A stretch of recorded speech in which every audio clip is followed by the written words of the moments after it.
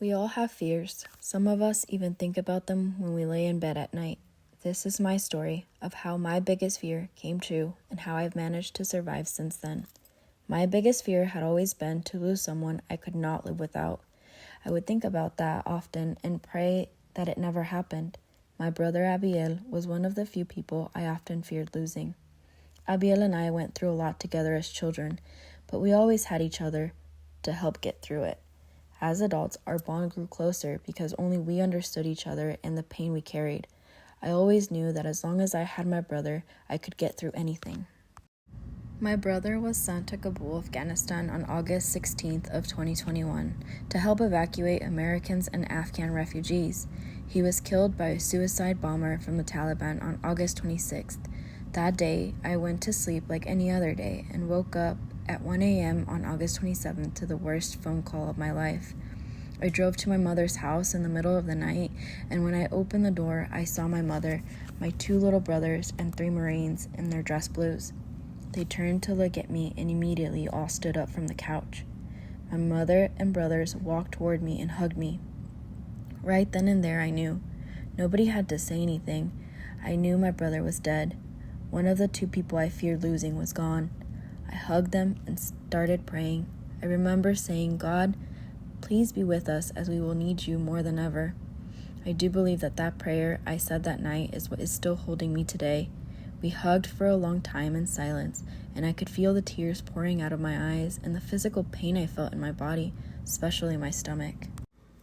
After my brother was killed, I just wanted to give up on life and even begged them to bury me with him. I asked myself, how can someone take care of someone else when they themselves have lost their will to live? But I had a 1-year-old who needed me. I had to figure out a way. I had to figure out how to live without the one person I didn't think I could live without. Because not living was not an option. Times were rough, and I resorted to all sorts of things to help with the pain and depression. Some were healthy options like antidepressants and counseling. Others were not so healthy.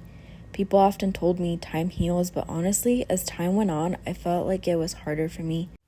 What I do feel has improved is my strength and my determination to make it. Not only survive, but to make my brother proud.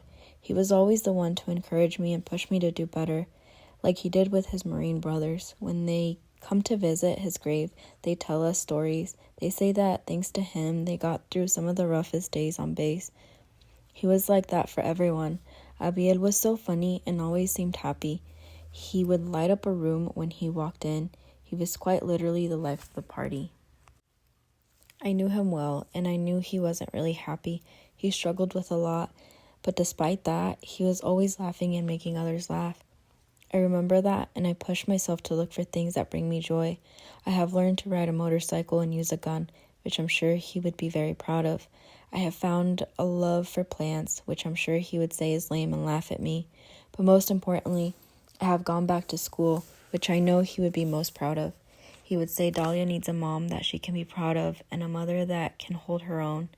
Most days I am overwhelmed with everything I have to do between work, being a single mother, taking care of a home all by myself, and most recently, being a student, all while grieving. But in these 2 years, I have learned that if you can find joy in the little things, talk about the ones you have lost often, do things to honor their memory, it is possible to live with a hole in your chest. Everyone's grieving process is different and very difficult. There is no right or wrong way to do it. Even though people think there is a timeline, there is not. I will probably grieve for the rest of my life, and I am okay with that.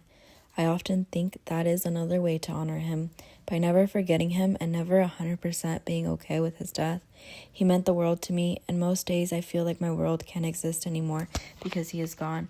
But I know that I can. And when things get rough, I just need to pull from the survival skills I have learned work for me and keep going. If you ask anybody that knew him what he would say if you started crying over him, they would tell you something along the lines of, "Quit crying, you baby. Go wipe off those tears, have a drink for me, and go make me proud." And that is exactly what I am doing and will continue to do.